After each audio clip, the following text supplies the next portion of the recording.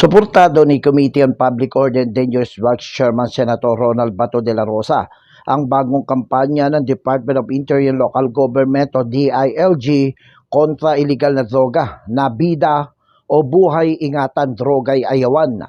Ang bagong paraan sa pagsugpo sa illegal na droga ay kabaligtaran sa pamamaraan ng dating Duterte administration kung saan kamay na bakal ang pinaiira laban sa mga sindikato at gumagamit ng illegal na droga. Sinabi ni De La Rosa na siyang dating PNP chief noong kasagsagan ng Oplan Tokhang na suportado niya ang bagong kampanya kontra illegal drugs. Aniya, kanya-kanyang diskarte ito ng bawat pamahalaan at umaasa siyang magiging matagumpay ang nasabing kampanya.